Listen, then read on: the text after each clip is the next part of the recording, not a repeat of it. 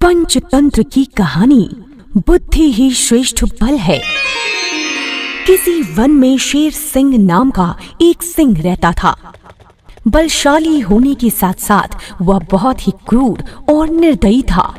अपनी शक्ति के मद में इतना चूर था कि वह सिर्फ भोजन के लिए ही जानवरों को नहीं मारता था, बल्कि चलते फिरते जहाँ भी उसे कोई जानवर दिख जाता उसे मार डालता था। फिर भी उसे शांति नहीं मिलती थी। भागो, शेर आया। भागो भागो, शेर आया। भागो, शेर आया। भागो भागो, भागो भागो भागो, शेर आया। उसके इस दुष्ट स्वभाव के कारण वन में पशुओं की संख्या तेजी से घटती जा रही थी। वन के सभी जीव जंतु उससे बहुत परेशान थे। मिल गया शिकार। मजा आ गया। शेर सिंह के द्वारा नित्य प्रति मनमाने पशुओं का संहार करने से वन के सभी पशु सदा उसके डर के कारण दुखी रहते थे। किसी को भी नहीं पता था कि वह कब किसकी गर्दन दबोच ले। शेर सिंह के अत्याचारों से तंग आकर एक दिन वन के प्राणियों ने एक सभा की और मिलकर विचार किया। दोस्तों, शेर सिंह का अत्याचार इसी प्रकार जारी रहा तो हमारी वंश परंपरा ही समाप्त हो जाएगी। हमें कोई न कोई उपाय करना चाहिए। हमें महाराज शेर सिंह के पास ही चलकर अपनी बात बतानी चाहिए। हाँ, सही बात है। चलो हम सब चलो। तब जंगल के सभी जीव मिलकर शेर सिंह के पास पहुँचे और उससे निवेदन किया। महाराज शेर सिंह की जय हो, जय हो, जय हो। महाराज, आप इस वन के राजा हैं। आपके बिना हमारा जीवन असुरक्षित है। किंतु महाराज, हम आपसे भी एक विनती करने आए हैं। हाँ, कहो, क्या कहना चाहते हो? महाराज, प्रतिदिन अनेक प्राणियों को मारने से क्या लाभ? यदि आप हमारा इसी तरह संहार करते रहेंगे तो हम सब शीघ्र ही समाप्त हो जाएंगे। इसीलिए हम सबों ने मिलकर निर्णय किया है कि प्रतिदिन आपके लिए एक जानवर भेज दिया करेंगे, क्योंकि आपकी तृप्ति तो एक ही प्राणी से हो जाती है। महाराज, इससे आपकी भूख भी मिट जाएगी और हम सब भी बहुत दिनों तक बने रहेंगे। महाराज, सोचिए महाराज, जब आपके राज्य के सारे जीव तुरंत खत्म हो जाएंगे तो आप किन जीवों पर शासन करेंगे?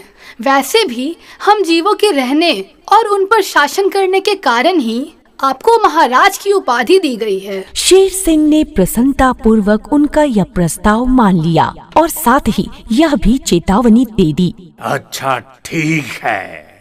यदि तुम सबका यही विचार है तो ऐसा ही होगा।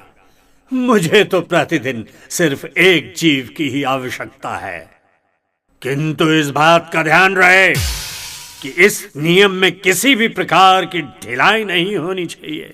अगर ऐसा हुआ तो मैं सभी को मार डालूंगा, सभी को, समझे?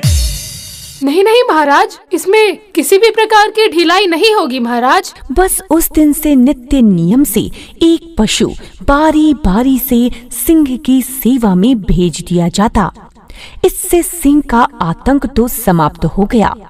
अब अन्य वन्य प्राणी निर्भय होकर रहने लगे और शेर सिंह के दिन भी आराम से बीतने लगे। प्रतिदिन एक पशु उसके पास आ जाता और वह उसे खा जाया करता था। अरे, आज तुम आ गए, वाह! हाँ हुजूर, आज मेरी बारी है हुजूर। जानवरों ने आज मुझे ही आपका आहार बनने के लिए भेजा है हुजूर। ठीक है, थोड़ी देर के लिए निश्चिंत होकर जिंदा रह लो। फिर मैं तुम्हें आराम से खाऊंगा। इसी क्रम में कुछ दिनों बाद एक खरगोश की बारी आ गई। खरगोश शेर सिंह की मांद की ओर चल पड़ा, किंतु मृत्यु के भय से उसके पैर नहीं उठ रहे थे। मौत की घड़ियों को कुछ देर और टालने के लिए वह जंगल में इधर उधर भटकता रहा। खरगोश यद्यपि शरीर से क्षीणकाय था, परंतु उसकी बुद्धि बड़ी तीव्र थी। खरगोश मन ही मन सोचने लगा, कितने निर्दयी हैं सब, अपनी जान बचाने के लिए मेरी जान लेना चाहते हैं। अरे, जीवित रहने की आशा से ही किसी से विनती की जाती है। जब मेरी मृत्यु सिंह के द्वारा निश्चित ही है, तो फिर मैं उसको मनाने की अथवा प्रसन्न रखने की चेष्टा ही क्यों करूं? इसी क्रम में मार्ग में उसे एक कुआं दिखाई दिया। अरे, ये क्या है? जरा नजदीक से देखता हूँ। कुएं के पास से जाते हुए उसे अपना प्रतिबिंब कुएं के जल में दिखाई पड़ा।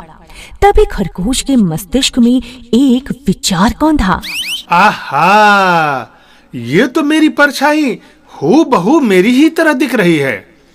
क्यों न उस दुरात्मा सिंह को उसके ही वन में दूसरे सिंह के नाम से उसकी ही परछाई दिखाकर इस कुएं में गिरा दिया जाए। चलो, अब चलता हूँ। यही उपाय सोचता सोचता वह पूरा दिन बिताकर सायंकाल शेर सिंह के पास पहुंचा। उधर शेर सिंह उस समय भूख प्यास से बेकल होता हुआ अपने होंठ चाट रहा था। उसकी भोजन की घड़ियां बीत रही थी। वह मन ही मन सोच रहा था, कुछ देर तक और कोई पशु ना आया तो मैं अपने शिकार पर चल पड़ूंगा और सारे पशुओं को मारकर सारे जंगल को खून से लाल कर दूंगा। तभी खरगोश उसके पास पहुंच गया और उसको प्रणाम किया। प्रणाम महाराज। खरगोश को देखकर सिंह ने क्रोध से लाल लाल आंखें करके गरज कर कहा, अरे खरगोश, एक तो तू इतना छोटा है और फिर इतनी देर लगाकर आया है। तेरे इस अपराध के कारण आज मैं तुम्हें मारकर कल से इसके दंड स्वरूप जंगल के सारे पशुओं को मार डालूंगा और उनके वंश का नाश कर दूंगा। तब खरगोश ने विनय पूर्वक सिर झुकाकर उत्तर दिया, स्वामी, आप व्यर्थ ही क्रोध कर रहे हैं। इसमें मेरा या अन्य पशुओं का कोई दोष नहीं है। अच्छा, कुछ फैसला करने से पहले मेरी देरी से आने का कारण तो सुन लीजिए। शेर गुर्राया और बोला, अरे जो बोलना है जल्दी बोल, मैं बहुत भूखा हूँ। कहीं तेरे कुछ कहने से पहले ही मैं तुझे चबा न जाऊं। क्षमा करें स्वामी, बात यह है कि सभी पशुओं ने आज सभा की और यह सोचकर कि मैं बहुत छोटा हूँ, मुझे तथा अन्य 4 खरगोशों को आपके भोजन के लिए भेजा था। हम 5 आपके पास तो बड़े सवेरे सवेरे ही आपका आहार बनने के लिए चल पड़े थे। हम सब समय से पहले ही पहुंच जाते, किंतु मार्ग में एक दूसरा सिंह अपनी गुफा से निकल आया और बोला, अरे मार्ग में दूसरा सिंह? ये क्या कह रहा है? अरे मेरे रहते दूसरा कौन है? हाँ महाराज, मैं सच कह रहा हूँ। उसने बोला, अरे किधर जा रहे हो तुम सब? अपने देवता का अंतिम स्मरण कर लो, मैं तुम्हें खाने आया हूँ। और महाराज, वह अपने आप को जंगल का राजा कह रहा था। और क्षमा करें महाराज, मैंने उससे कहा कि हम सब अपने स्वामी महाराज शेर सिंह के पास उनका आहार बनने के लिए जा रहे हैं।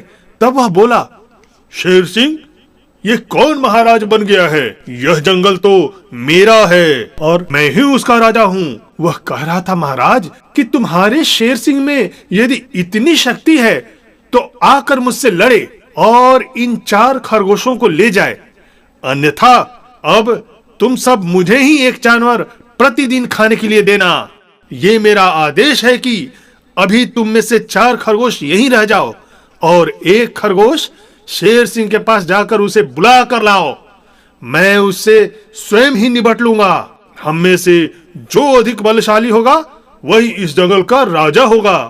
हुजूर, मैं तो किसी तरह उससे जान छुड़ाकर आपके पास आया हूँ महाराज, इसलिए मुझे देरी हो गई है। आगे स्वामी की जो इच्छा हो करे। यह सुनकर शेर सिंह क्रोध में बोला, अरे मेरे जंगल में ये दूसरा शेर कौन आ गया है? यदि ऐसा है तो जल्दी से मुझे उस दूसरे सिंह के पास ले चलो। आज मैं उसका रक्त पीकर ही अपनी भूख मिटाऊंगा। इस वन में मेरे अतिरिक्त अन्य किसी सिंह का हस्तक्षेप मुझे मंजूर नहीं है। हे स्वामी, यह तो सत्य है कि अपने स्वत्व के लिए युद्ध करना आप जैसे शूरवीरों का धर्म है। इतना सुनते ही क्रोध से पागल हुआ शेर सिंह गरज कर बोला, कहाँ है वो सिंह? कहाँ है? ले चलो मुझे उसके पास। आज मैं भोजन बाद में करूंगा, पहले उस सिंह को मृत्यु लोक पहुंचाऊंगा। फौरन मुझे उसके स्थान पर ले चल। ठीक है महाराज, यदि आपका यही निर्णय है तो चलिए मेरे साथ। खरगोश तो यही चाहता ही था, फिर क्या था। आगे आगे खरगोश और पीछे पीछे दहाड़े मारता हुआ शेर सिंह चल पड़ा। खरगोश उसे उसी कुएं के पास ले गया और बोला, महाराज, इसी स्थान पर वह सिंह मुझे मिला था, मैं अभी खोजता हूँ। फिर इधर उधर उछलकर सिंह को ढूंढने का नाटक करते हुए अंत में कुएं की ओर इशारा करते हुए बोला, महाराज, मुझे लगता है कि आपकी दहाड़ सुनकर वह डर गया है और आपको आता देखकर वह अपने इसी दुर्ग में छिप गया है।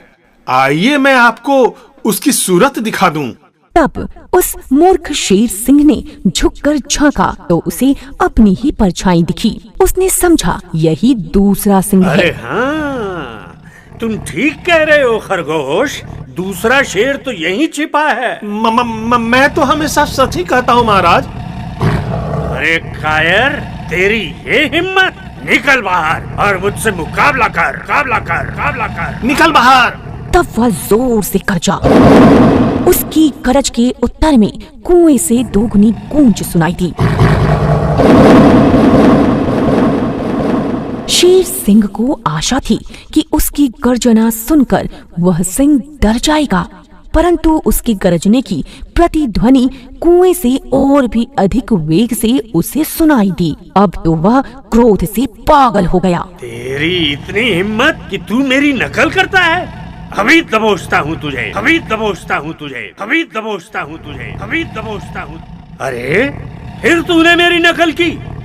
ठहर अभी, ठहर अभी, ठहर अभी, ठहर अभी, ठहर अभी। और शेर सिंह ने बिना कुछ सोचे समझे उस सिंह को दबोचने के लिए कुएं में छलांग लगा दी। इस प्रकार उसकी अपनी मूर्खता के कारण उसके प्राण का अंत हो गया। खरगोश ने लौटकर जब अपने साथियों को इसकी सूचना दी तो उसकी बुद्धि की भूरी भूरी प्रशंसा होने लगी। दोस्तों, मैंने दुष्ट सिंह का अंत कर दिया है।